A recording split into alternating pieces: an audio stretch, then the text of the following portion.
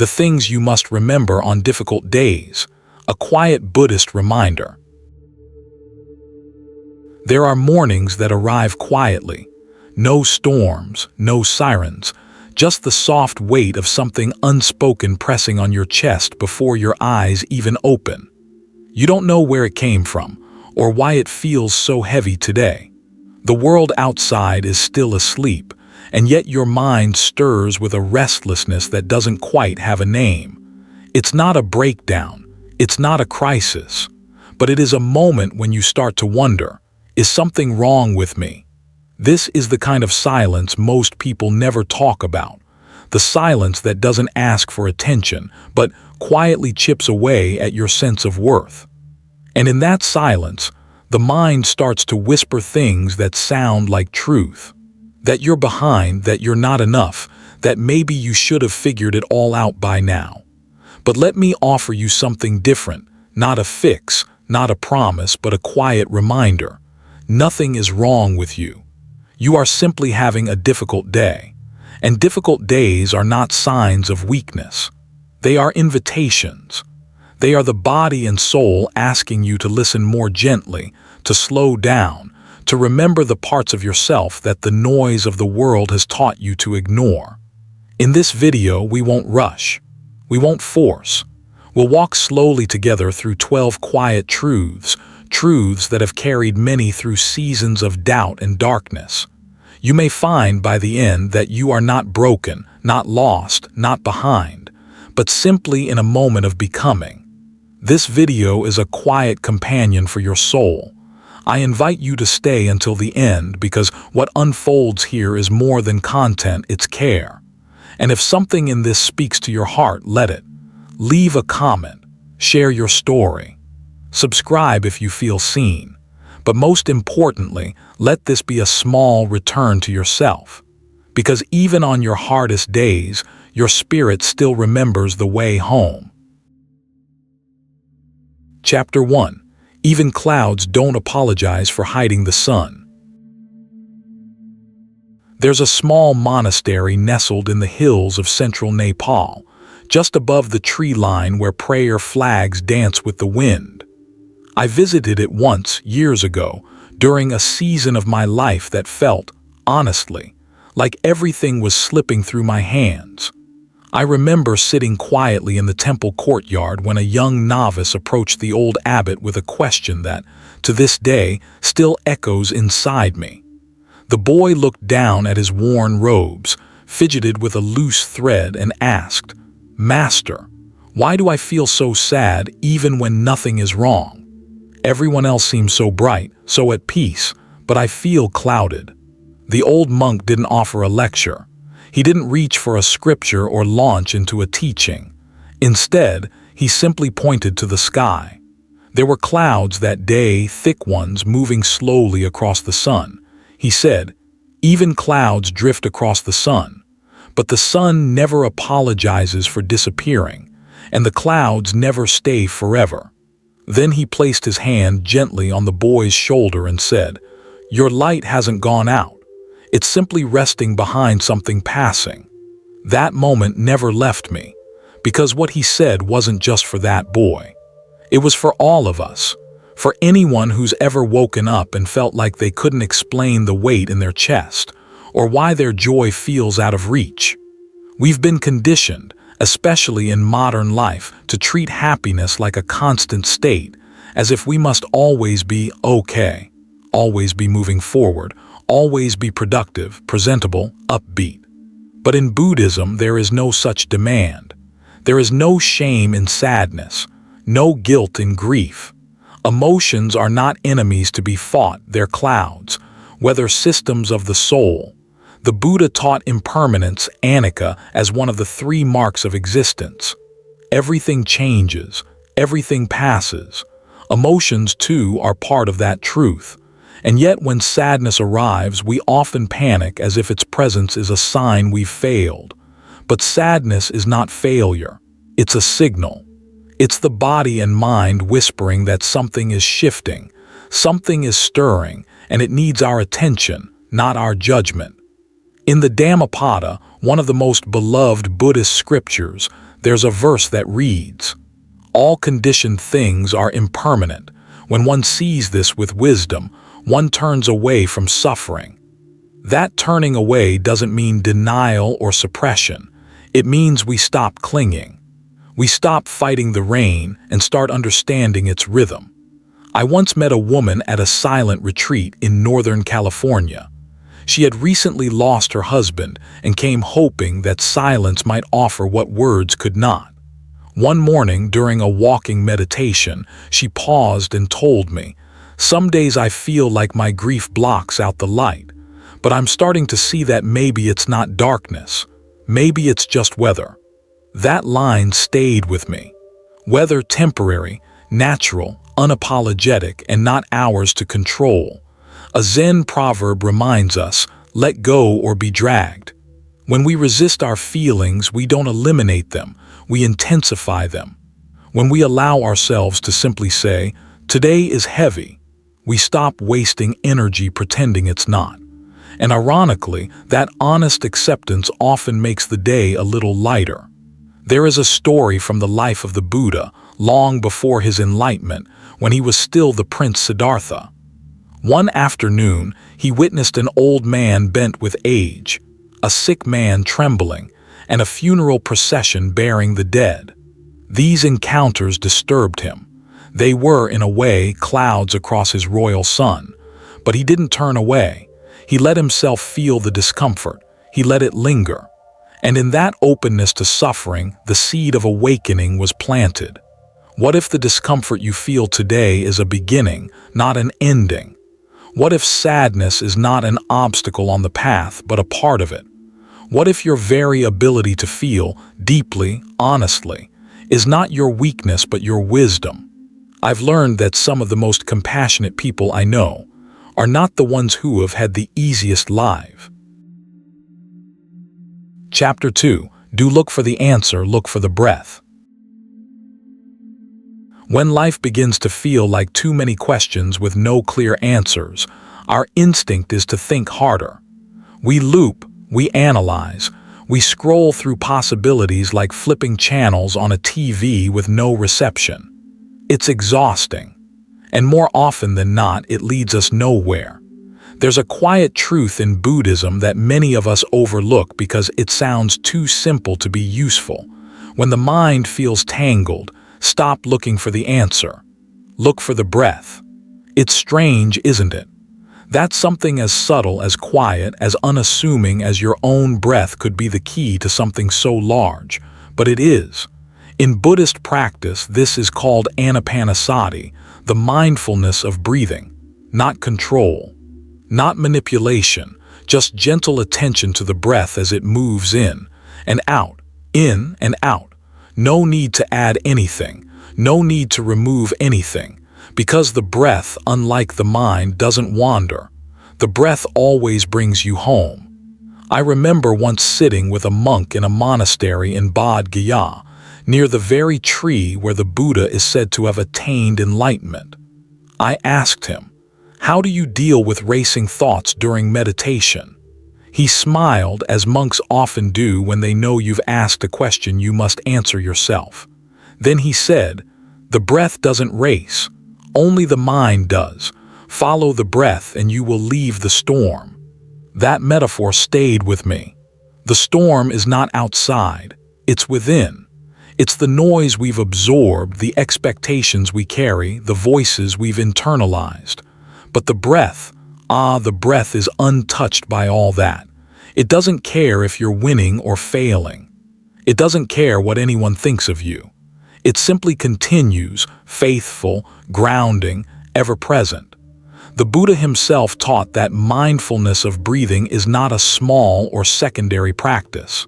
In the Satipatthana Sutta, the foundational text on mindfulness, he begins with the breath, not as a warm-up but as the very gateway to insight and liberation. Why? Because the breath is always now. And now is the only place awakening can occur. You see, we don't suffer because we don't know enough. We suffer because we forget what is here. We try to solve life like it's a problem to be fixed, instead of a presence to be lived. But when you return to the breath, you return to the body. And when you return to the body, you return to life. I once met an elderly woman during a retreat in New Mexico. She had lost her husband, her sister, and her best friend within the span of 2 years. Some mornings, she told me, I wake up and feel like I don't know how to be a person anymore. It's like the scaffolding of my world disappeared. But what saved her, what brought her through, wasn't some profound insight or spiritual awakening. It was simply sitting on her porch each morning and breathing, not to heal, not to change, just to remember that she was still alive. That's the thing we forget in the middle of pain. The breath is proof that something in you still wants to live, even when the heart feels broken, even when your thoughts are storming, even when you feel disconnected from everything that once made sense. Your breath never leaves you. It's your anchor when everything else drifts. There's a Zen saying, when the mind is nowhere, the breath is everywhere. In other words, the moment you stop chasing meaning with thought, you begin to experience meaning through presence. And presence doesn't live in the past or future. It lives in the breath. You may be thinking, that sounds poetic, but how do I apply this when I'm in the middle of a real crisis? And that's a fair question. Breathing won't pay your bills. It won't bring back the person you lost. It won't erase your fear of uncertainty. But what it does do, quietly, steadily, is it lowers the flame. It calms the system. It gives you a pause before reaction, a breath before breakdown, a space to soften before hardening into panic or despair. In the Visuddhimagga, a classical Buddhist meditation manual, the Practic. Chapter 3. Peace isn't found in easy days, it's found in acceptance. We tend to think that peace belongs to the lucky ones, the people whose lives seem smooth, whose relationships are effortless, whose days unfold like carefully written scripts. But if you sit long enough with real people, if you listen with the heart instead of the eyes, you'll learn something different. Peace does not come from perfection. It comes from permission. The permission to feel, to struggle, to rest, to begin again without shame. Peace is not the absence of trouble. It is the presence of acceptance within it. I once asked an elderly Buddhist nun in northern Myanmar what the most important lesson was that she'd learned from a lifetime of spiritual practice. She was in her 80s, her eyes bright with laughter, her hands as weathered as river stones. She looked at me and said, simply, "Peace came the day I stopped needing everything to be okay." That might sound small, but it is not. In fact, it is one of the most powerful teachings hidden in plain sight. Because the human mind is always reaching for the moment when things will finally feel resolved, when the to-do list is finished, when the noise quiets, when life settles down. And yet, that moment almost never comes, at least not in the way we imagine. Life doesn't hand us serenity in a perfect box. It asks us to uncover it within the mess. The Buddha taught this over and over again. That suffering is not born from pain itself, but from our resistance to pain, our belief that it shouldn't be happening, that it's unfair, that it must be pushed away or fixed immediately. He called this resistance second arrow suffering. The first arrow is the event, the loss, the disappointment, the difficult emotion. The second arrow is our reaction, the judgment, the internal war, the shame. And often, it's the second arrow that wounds us most. What if we simply stopped firing that second arrow? What if, when the heart aches, we let it ache? Not forever, not without support, but just long enough to acknowledge it honestly. There is a story told in Zen circles about a monk who cried every evening at sunset. His fellow monks began to worry. They thought something was wrong. One day, the abbot asked him, "Why do you weep each night?" The monk replied, "Because the day is ending, and that is both beautiful and sad." The abbot smiled and said, "Then keep weeping. You understand something most do not. To accept life, is to stop demanding that it always makes us feel good. It is to welcome the full spectrum of emotion as valid and worthy of space. Anger, grief, boredom, even numbness. These are not obstacles to peace, they are invitations. To sit with them, to breathe with them, to learn what they have to teach us before they pass. When we accept what is, we stop waiting to live. We stop postponing our presence until things improve. And in that space of surrender, something astonishing begins to happen. Peace shows up quietly, not as fireworks, but as stillness, as a loosening in the chest, as a breath that goes just a little deeper than the one before it. I once sat beside a man who had lost his son to illness. It was the kind of grief that rearranges everything. For months, he could barely speak. One afternoon, he whispered, "I keep waiting for this to stop hurting so I can be at peace.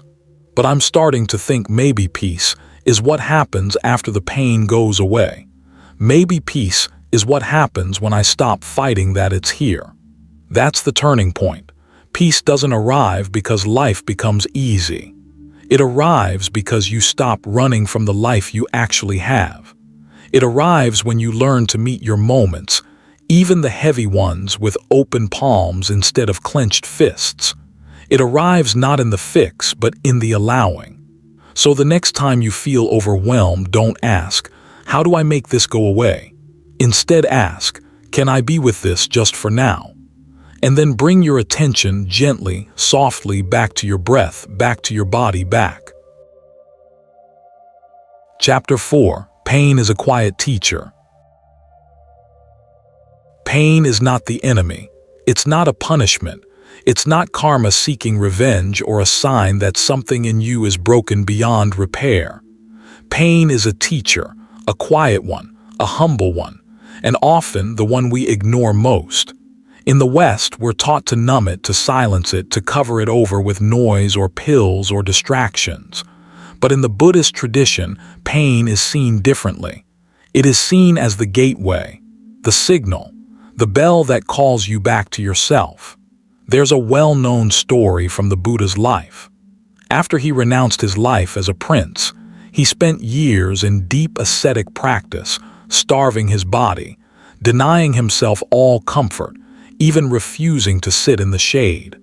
He believed that by pushing through the most extreme physical suffering, he could reach enlightenment. But one day, emaciated and weak, he collapsed by a river. A young village girl saw him and offered a bowl of rice and milk. In that moment, the Buddha realized something profound. Pain is not the path to awakening, but neither is denial. The path lies in understanding pain, holding it with awareness, not avoidance. This became the heart of his teaching. The first noble truth that suffering exists. And more importantly, it has something to teach us. You don't have to go looking for pain. It will find you through loss, through illness, through heartbreak, through the quiet ache of feeling misunderstood. But when it does, ask yourself this. What is this pain asking me to see that I've been unwilling to face? Because beneath every pain, there's a message. Sometimes it's as simple as, you've carried too much for too long. It's time to rest. Other times it whispers, you're not living in alignment with your truth. And sometimes pain shows up with no words at all, just presence, insisting that you finally slow down enough to feel what's real. In Buddhist psychology, there's a practice called turning toward instead of resisting pain. We lean into it gently, like placing a hand on the shoulder of a crying child. We don't try to fix it right away. We don't shame it. We just listen. I remember a woman at a mindfulness retreat who had recently gone through a painful divorce after 30 years of marriage. For months, she had tried to move on, filling her time with work, with projects, even with spiritual practices, but her body still ached. Her chest felt tight every morning. One afternoon, during a session, she finally let herself cry, not with drama, but with deep surrender. "I didn't want to feel it," she said. "But now that I've allowed it, it's not chasing me anymore. It's just here." There was no resolution, no grand moment, but there was something more important: peace. Pain, when unacknowledged, becomes suffering. But pain, when met with compassion, becomes wisdom. Think of Kuan Yin, the bodhisattva of compassion in Mahayana Buddhism. She is often depicted with 1,000 arms, each one reaching towards suffering beings in all corners of the world. But look closely at her face. It is not tormented. It is serene, because she does not run from pain. She witnesses it, holds it, and in doing so transforms it. The same possibility exists within you. You are not weak because you hurt. You are not failing because you feel lost.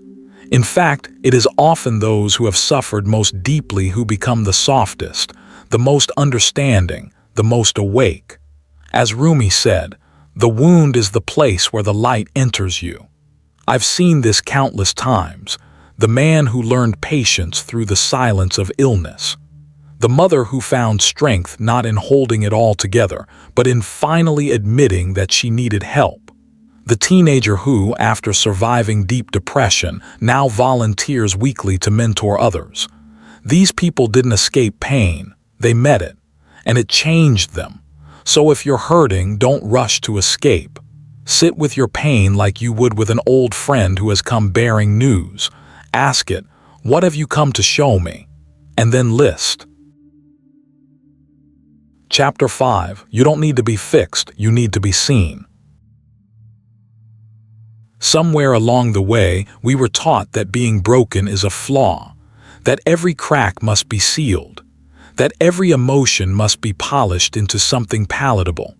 That healing is about becoming someone better, more enlightened, more peaceful, more in control. But Buddhism teaches us something very different. It teaches that you don't need to be fixed, you need to be seen. Not as a project, not as a puzzle, but as a person. There is a kind of healing that does not come from answers, but from presence, from having someone truly see you, without agenda, without rush, without fear. And sometimes that someone must first be yourself.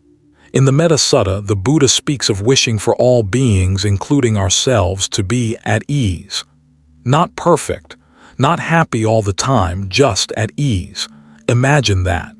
Imagine offering yourself the space to simply exist without editing, without improving, without performing. It reminds me of a young woman I met during a mindfulness training. She had battled anxiety for over a decade. Her therapist, her parents, even her own inner voice had framed her experience as something to be fixed. She spent years asking, "What's wrong with me?" One day, during a silent meditation, something shifted. She stopped asking how to fix her anxiety and instead she asked, "What does it need me to see?" That question didn't cure her, but it did soften something. She began to listen, to befriend the fear rather than chase it away. And slowly, her relationship to herself changed, not because the anxiety vanished, but because she stopped making herself wrong for feeling it. That is what it means to be seen. In Buddhist thought, there is the concept of compassionate witnessing, to sit with another's suffering not as a rescuer but as a mirror. We offer no quick fixes. We offer no judgment. We offer space. And in that space, the heart can unfold. Thich Nhat Hanh once wrote, "When you love someone, the best thing you can offer is your presence. How can you love if you are not there?" And I would add, how can you love yourself if you are not there for yourself, fully present, fully willing to feel what's there? You are not broken, you are unfolding. There is a Japanese art called kintsugi, the practice of repairing broken pottery with gold. Instead of hiding the cracks, they are illuminated, honored, made beautiful. In the same way, your wounds are not proof of failure, they are proof of living. And the act of seeing them clearly, gently, without shame, is the very alchemy that transforms pain into wisdom. I once spoke with a hospice nurse who had cared for the dying for over 20 years. She told me, the thing people want most near the end isn't medicine, it's presence. They want to be seen, to be held, to be remembered not for what they did, but for who they were, even in their most vulnerable state. That stayed with me, because so often we reserve compassion for others but not for ourselves. We give grace to our children, our friends, our pets, but we speak to ourselves with coldness, impatience, even cruelty. We see our pain as something to hide, our uncertainty as something to fix. But the Buddha didn't teach us to become statues. He taught us to wake up to see things as they are, and that includes ourselves. Right now, there may be parts of you that feel unworthy, parts you hide, parts you silence. But what if you turned toward them and simply said, "I see you. You are welcome here"? What if your healing doesn't depend on erasing what you've been through, but on embracing it fully with eyes of compassion? Because here's the truth. The moment we stop trying to fix ourselves, we begin to understand that we were never broken. We were only hurting and craving to be met with kindness. Not solutions, not strategies, kindness. So today, if you feel fractured, if you feel like you're not enough, remember this. Your pain is not an error to be corrected. It is a part of your wholeness. N. Chapter 6. Healing isn't linear, it's a spiral. There's a silent expectation we carry that healing should be tidy. That once we begin the journey, things should only get better and better and better. That the pain should decrease in a straight, graceful line. But the truth, as every seasoned soul knows, is much more human than that. Healing doesn't move in a straight line. It moves in a spiral. Some days you'll feel like you've made it. The sun will return, the breath will feel full, the heart will seem light. And then out of nowhere, a memory, a song, a scent, and the old ache returns like a shadow you thought you'd outrun. But this is not failure. This is not regression. This is the spiral. In Buddhist psychology, we don't judge ourselves for revisiting old wounds. Instead, we observe and we recognize that each return is not the same as before. Even if it looks familiar, you are not the same. You're meeting it from a different place in the circle, with more wisdom, more compassion, more presence. The wound is not repeating. The lesson is deepening. I remember once being with a friend who had been grieving the loss of her father for years. One afternoon, while folding laundry, she suddenly broke down crying. "Why am I still here?" she asked, frustrated with herself. But after she calmed, she whispered, "This time it's different though. The pain is here, but there's more space around it. I can breathe with it now." That's the spiral. You return, but you return stronger. In the Dhammapada it is said, "As a flower that blooms again and again, so too the wise one returns to the practice with renewed heart." The ancient teachers understood this, that the path isn't a highway but a winding trail, one where you circle back not to suffer again, but to meet yourself again with deeper eyes. Healing means revisiting places you once fled from and finally being able to sit there in stillness. There's an old Zen koan, "No matter how far you travel, you can only walk from here." That's the paradox. We go far just to return to ourselves, and the farther we go, the more deeply we understand what here really means. Sometimes people ask, why does the sadness come back? The answer is simple: because healing is layered. The body stores pain, the heart stores memory, the mind stores stories. And like a spiral, we must visit each layer, gently peeling back what was once too much to feel all at once. And that's okay. Would you expect a tree to grow only upward, never bending, never returning through seasons of loss and rest? Of course not. Then why would we expect that of ourselves? The great Buddhist teacher Pema Chodron once said, "You are the sky. Everything else, it's just the weather. The storm comes. Then it passes, then it may return, but you are not the storm. You are the space that can hold it." Healing means allowing every storm to pass through without making it mean that the sky is flawed.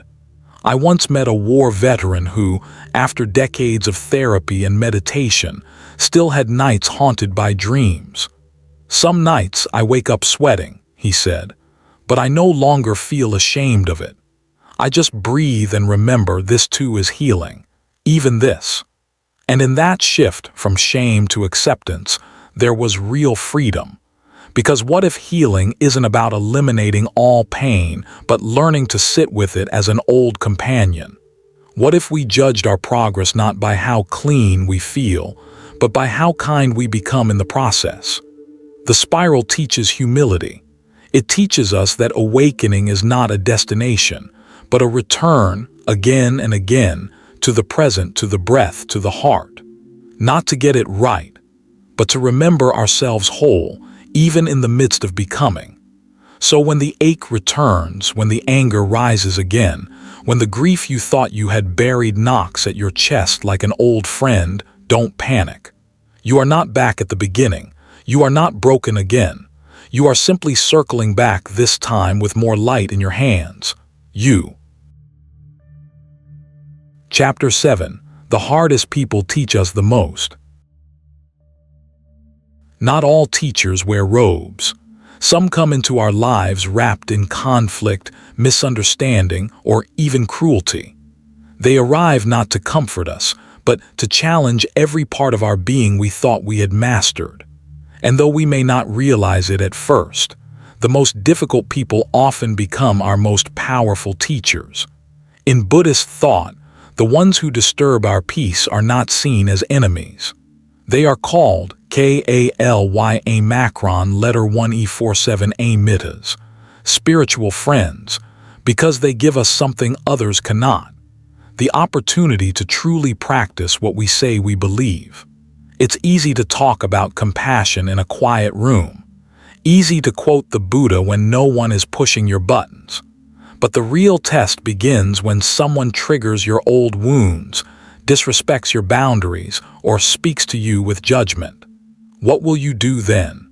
The Buddha himself was not unfamiliar with hostility. There are many stories in the Pali Canon of people mocking him, insulting him, even trying to physically harm him. But he did not respond with hatred. Once, when a man hurled insults at him in public, the Buddha calmly said, "If someone offers you a gift and you do not accept it, to whom does the gift belong?" The man fell silent. This is the strength of equanimity, not to suppress emotion, but to remain rooted in awareness, to choose peace even when provoked. I remember once listening to a man who had been betrayed by his closest friend. He said, "For years I thought forgiveness meant saying what he did was okay. But now I understand forgiveness means I no longer want to carry the poison of resentment in my own heart." That was his liberation. He didn't need to repair the relationship, but he needed to stop bleeding every time the memory surfaced. Difficult people are mirrors. They reflect the parts of us still waiting to be healed, our pride, our fear, our need for control. And sometimes, the greatest growth comes not from pushing them away, but from observing what they awaken within us. This doesn't mean we should tolerate abuse or stay in harmful situations. Buddhism is clear about right action. We must protect ourselves and others when harm is present. But even when we walk away from someone, we can still carry them in our hearts with compassion. We can wish them well not because they deserve it, but because we deserve peace. A Zen teacher once said, "You can't stop the waves, but you can learn to surf." Difficult people are the waves. They rise, crash, and test our balance. But with each encounter, we learn a little more about our own inner ocean. There's a story of an old monk who, after being cheated in a land deal, was asked by his students why he didn't retaliate. He simply said, "I would rather lose the land than lose my peace." His students were confused, but over time, they saw that the monk was freer than the man who had wronged him. He had chosen not to be defined by bitterness. Sometimes the most challenging people in our lives are family, a sibling who never understands you, a parent who withholds love, a partner who cannot meet you where you are. These relationships cut deepest because they are rooted in longing to be seen, to be loved, to be understood. But Buddhism teaches us to turn inward, not to abandon others, but to stop outsourcing our worth to their approval. When you begin to see your own value clearly, the need for validation softens. You can still love, still care, but without becoming entangled in the web of unmet expectations. And here's the miracle. Once you stop needing someone to change, you free yourself. You stop reacting. You start responding. And even if they remain difficult, your peace no longer depends on their behavior. As Thich Nhat Hanh said, understanding is love's other name. If you don't understand, you can't love. Try to understand their suffering. Try to understand what shaped them, even if it doesn't excuse their actions. That doesn't mean you accept their behavior, but it means you know. Chapter 8. Rest is not laziness, it's sacred. We live in a world that worships productivity. Rest has become something you earn, a reward for exhaustion, a luxury for the privileged, or worse, a sign of weakness. But Buddhism whispers something far more ancient, far more truthful. Rest is not laziness. Rest is sacred. In the Vinaya Pitaka, the monastic code of the Buddha's disciples, even monks, those who gave up all worldly possessions, were encouraged to rest, to stop, to walk slowly, to lie down under trees. The Buddha himself often retreated into the forest not to work on himself, but simply to be. This is not new. Nature has always known it. Trees do not apologize for being bare in winter. The moon does not rush to become full. And yet, somewhere along the way, we forgot that rest is part of becoming. Not a pause from life, but life itself, unfolding in a gentler rhythm. I once met an elder woman in Thailand who had lived in a small village near a forest monastery. She told me, in our culture, we sit on the porch at dusk not because we have nothing to do, but because we understand the value of watching the sun go down. That line has never left me. We rest not to escape, we rest to remember that we are not machines, that our breath is a gift, that our worth is not measured by output. Sabbath in ancient traditions was never meant to be a legalistic day of restriction. It was an act of trust, that the world would keep spinning without your endless striving. In Buddhism, the word samatha means calm abiding, a kind of stillness that is not passive but alive with presence. How often do you give yourself that? How often do you lie down and say, "This too is practice"? I remember once attending a silent retreat where a young man confessed, "Every time I try to rest, I feel guilty. Like I should be meditating harder, doing more, becoming more spiritual." The teacher looked at him and simply said, "Rest is the meditation your body understands." It was a moment of release for all of us, because deep down we knew pushing doesn't always lead to awakening. Sometimes it just leads to more pushing. The Buddha taught the middle way for a reason, not indulgence, not deprivation, but balance.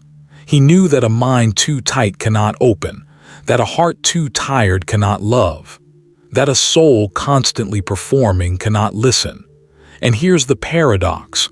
Often, the most profound insights arise not in the doing, but in the pausing, in the space between the breath, in the stillness of an afternoon nap, in the quiet cup of tea no one sees. Rest is the soil where awareness grows. The mind, when constantly occupied, becomes rigid. But when we rest, even for a moment, the mind softens. The stories lose their grip, and something quieter begins to emerge. Intuition, compassion, clarity. Thich Nhat Hanh often spoke about non-toothache happiness.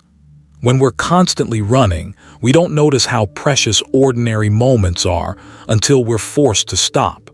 But rest gives us back those ordinary joys. The coolness of air on the skin, the sound of birds, the rising and falling of the chest. Rest brings us home. There's an old story in the Zen tradition of a student who asks the master, "What should I do when I feel exhausted by practice?" The master replies, "Nap deeply, then practice resting while awake." What a radical instruction, practice resting while awake. This is not laziness. This is mastery. In our culture, exhaustion is worn like a badge of honor. But Buddhism does not glorify burnout. It teaches us that even the most awakened beings sat under trees. Even the great masters knew when to retreat. You are allowed to pause. You are allowed to turn off the noise. You are allowed to stop striving. You are not falling behind. You are breathing. And maybe that is the most sacred thing you can do today. So if you're tired, not just physically but soul tired, don't shame yourself. Don't push harder. Instead, lie down with intention. Close your. Chapter 9. You are allowed to start again as many times as you need. There's a quiet kind of suffering that comes not from failure, but from the belief that we're not allowed to begin again. That we've messed up too much, waited too long, that the chance we missed was the only one we'd ever get. But the truth the Buddha saw so clearly is this: you are allowed to begin again, not just once, but as many times as you need. There's a reason the breath is sacred in Buddhist practice. Every inhale is a beginning. Every exhale is a letting go. No breath is ever held against you. It comes, it goes, and then it returns. So does life. So do you. In the Dhammapada, the Buddha teaches, each morning we are born again. What we do today is what matters most. Not what we did yesterday, not what others said about us, but this moment, this breath, this choice. I once met a man in his 70s who told me he spent most of his life angry, distant from his family, disappointed in himself. He said, "I thought it was too late to change, too late to show up as someone new." But after a health scare, he began meditating, quietly, just a few minutes a day. After a while, he began writing letters to his children, not to fix the past, but to show them who he had become. Slowly, they opened the door again, not because he erased his past, but because he dared to begin again. That's the power of spiritual humility, the willingness to bow before the present moment and say, "I am not finished." You are not finished. You are not bound by the worst thing you've done. You are not frozen in the identity others gave you. You are not too late, too old, too lost to begin again. The mind will tell you otherwise. It will bring up shame, guilt, regret, but you don't have to follow those voices. You can bow to them and still walk forward. You can carry your past not as a weight but as a teacher. In Zen, there is the phrase, beginner's mind.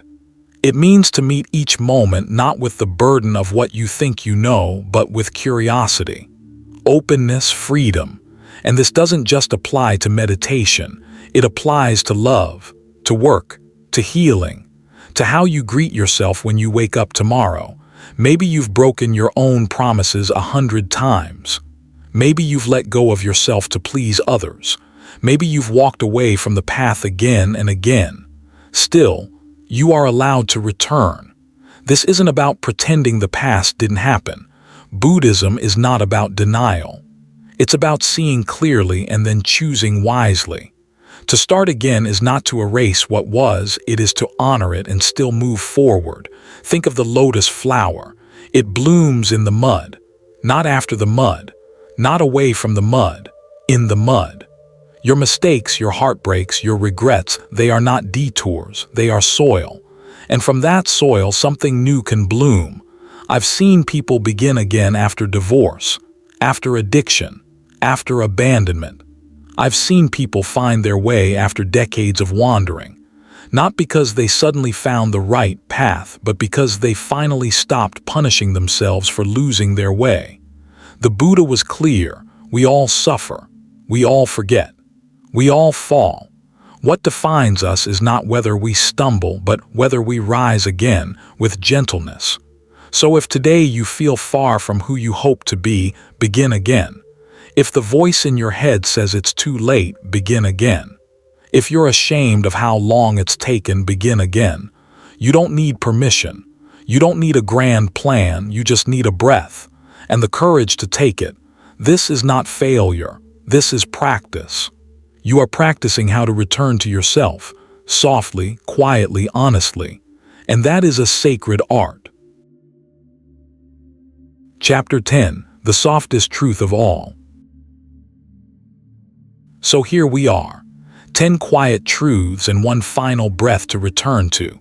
You've made it through doubt, through ache, through silence and surrender.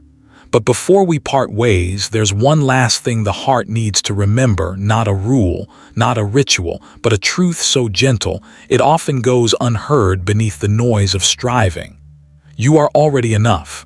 Not once you heal, not once you awaken, not once you forgive.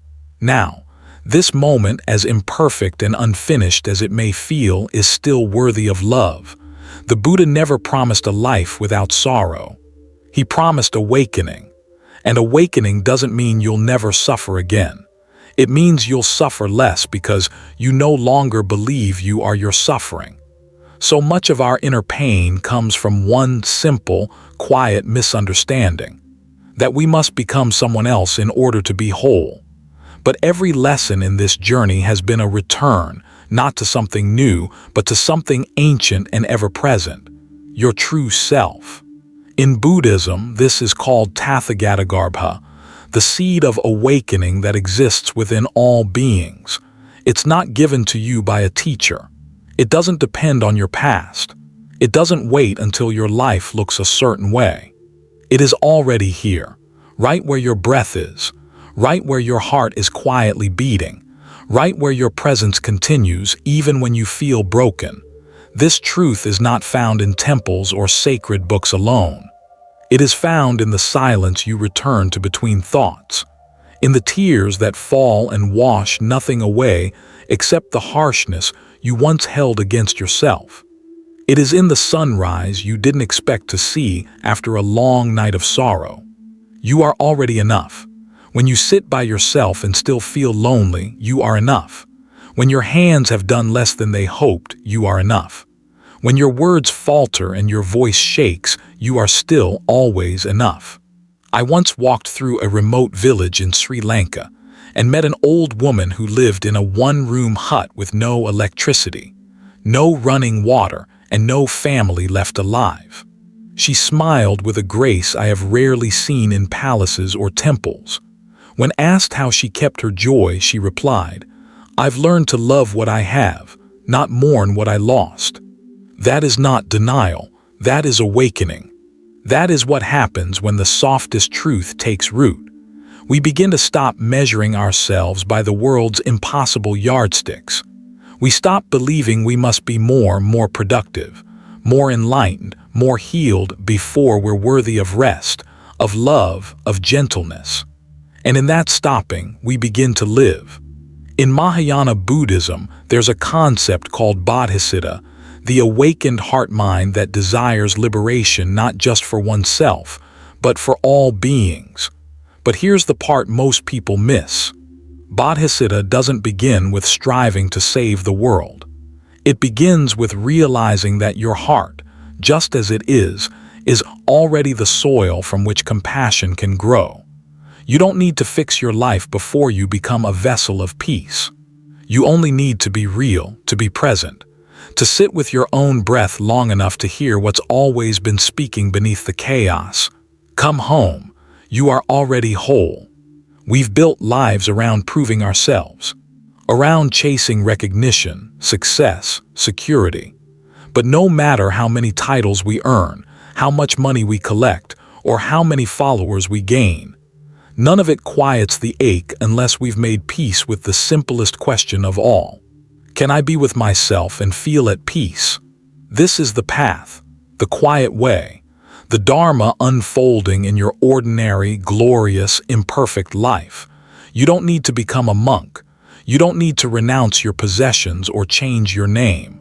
You just need to remember, again and again and again, there is nothing more to prove. There is nothing you lack. There is only now. There is only breath. There is only this sacred moment and your willingness to meet it. Do you know what happens when you begin to live this way? You soften. You become. Closing. Some days won't sparkle. Some mornings won't sing. And some nights will feel like you've lost your way entirely. But even those moments, especially those moments, are holy ground. Because healing is not always loud. Transformation doesn't always arrive with a thunderclap. Sometimes it looks like simply staying, breathing, being. So let your gentleness be your quiet prayer. Let your breath become your compass home. Let your presence, even when wrapped in silence or sorrow, be your offering to a world that's forgotten how to sit still. You are not behind. You are not broken. You are becoming. And if this message found you today, it's not by accident. Stay with it. Watch again if you must. Let the truth seep in slowly. This video was created with deep care, filled with Buddhist wisdom, timeless reminders, and the kind of reflection that doesn't expire with time. If even a single line spoke to your heart, I invite you to leave a comment below. Let me know which part stayed with you. And if you'd like more stories like this, more teachings that feel like home, please subscribe to this channel. Hit the like button so YouTube knows this kind of softness matters. And don't forget to share this with someone who might need this exact moment of peace. Because truth, like breath, is always meant to be returned to. See you in the next video. Until then, keep walking gently.